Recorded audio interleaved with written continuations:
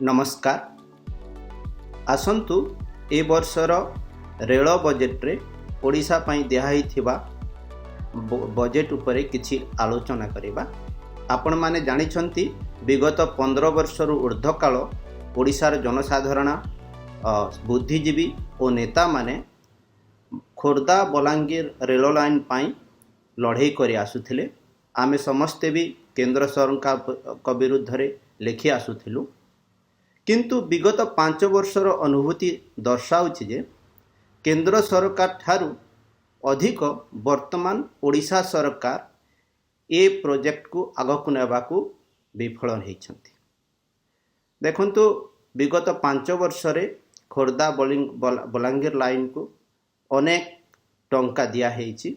विशेष करी प्रधानमंत्री भी एथिपाई जोर देइछंती, हेले जमी अधिग्रहण ओडिशा सरकार करि पारि नाहांती। 2017-18 को जदि देखिबा, केंद्र सरकार बजेट रे 700 कोटी टंका देइथिले।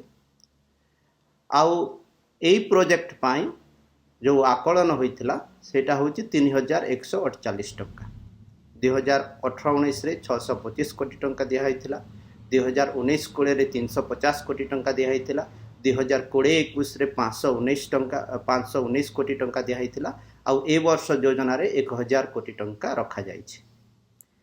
हेले 2020-21 कथा खाली कहिबा 519 कोटी टंका रु वर्तमान जाय केवल 202 कोटी टंका खर्च होइछि, जोटा 40 भाग रु भी कम आकलन करा जाउछि। आउ 88 कोटी टंका बोधे खर्च होई पारे, तथापि साहा 60% रु भी कम हेबो। आउ वर्तमान सुद्धा सर्वमोट एही प्रोजेक्ट रे 885 कोटी टंका खर्च होइछि। आपण देखंतु 700 कोटी टंका 2017-18 जाहितला, ता पूर्वरु भी दिहाइतला। ताहले केते टंका खर्च होई नाही? 625, 350, 515 ए सब को जदि आपण जोग करि देबे ताले बहुत कम टंका 50% रु कम टंका भी खर्च होइछि। आ तार मूल कारण हैला ओडिशा सरकार जमी अधिग्रहण करी केंद्र सरकार बा रेलवे को देई पारु नाहांती। तालचेर बिमलागढ़ कथा जदि देखिबा, सेतिरे भी जमी अधिग्रहण रो समस्या रहिछि।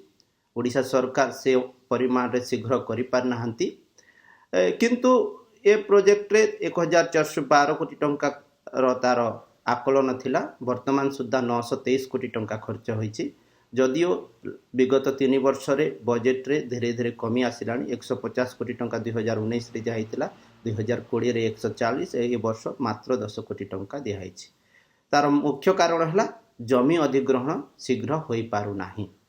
आ उटे कथा हला आमे अनेक थर कहि आउस्तुलु ओडिसा रो प्रति जिल्ला को रेल संयोग करिवा। आ ओडिशा सरकार भी केंद्र को दोष आरोपण करि आउस्तले।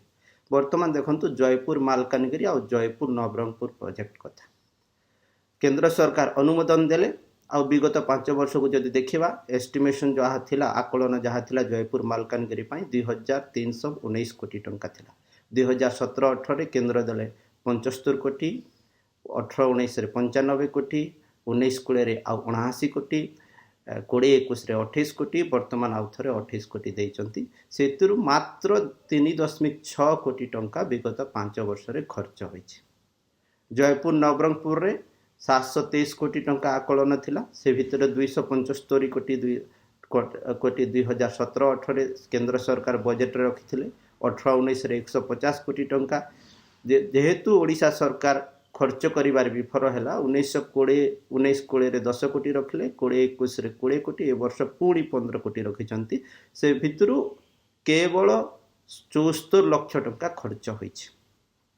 कलाहांडी रे 2016-17 रे 2016 रे इलेक्ट्रिक लोको ओभरहाउलिंग वर्कशॉप करिबा पई सरकार स्थिर कले। तार बजेट थिला 2016-17 1 लाख टंका, 18-19 रे 26 लाख टंका, 19-20 रे 3 कोटी टंका, गत वर्ष 20-21 रे 1 कोटी टंका, आ 21-22 रे आउ थरे भी 1 कोटी टंका दिहाइछि। से भितरु 1 कोटी टंका भी खर्च होइनी। केंद्र सरकार बारंबार जमी अधिग्रहण करिबा पई राज्य सरकार को लिखिचंती, हेले 2 वर्ष हैला सेथिरे ओडिशा सरकार केंद्र सरकार को ए जाए जमी हस्तांतरित करि पारि नाहंती। ता सहित जदि आम आंध्र प्रदेश कथा देखा 2013-14-15 कलाहांडी रे वागन ओभरहोलिंग वर्कशॉप प्रस्ताव थिला सेटा बजेट रे एप्रूव हेइतिला किंतु परे रेल मंत्रालय कहला कि कलाहांडी एथिपाई उपयोग नुह तेणु ताहाकु से विशाखापट्टनम को स्थानांतरित कला आउ 2015-16 रे या स्थानांतरित हैला से वर्ष 80 कोटी टंका दिया हितला तापरे 150 कोटी सापरे 110 कोटी सापरे 28 कोटी टंका दिया हला ओ वर्तमान जाए तार आकलन थिला 283 कोटी टंका से रिवाइज हेकि 328 कोटी टंका हला 307 कोटी टंका खर्च हो साराणी आउ ए वर्ष आउ 30 कोटी दिया हेची आउ ए वर्ष ये प्रोजेक्ट शेष हो जिवो। आपण देखले विशाखापट्टनम आपण कहि परिबे कि विशाखापट्टनम रे रेलवे रो निज जमी थिला आउ हेई पारे सेतिरे हम किछि कहबार नै किंतु प्रोजेक्टटा मूव करिछि जमी जदि ओडिशा सरकार दे दियंता ताहले आम ओडिशा रे भी रेल प्रोजेक्ट खूब जोर रे शीघ्र आगुआ जाई पारंता। आउ जो अलगा प्रोजेक्ट कथा जदि कहबा उत्कला एयरपोर्ट रे 55 कोटी टंका केंद्र पठेछि 2 वर्ष हैला ओडिशा सरकार जमी अधिक हस्तांतरित और अधिग्रहण करी ताकू केंद्र सरकार को हस्तांतरित करि पारि नाही।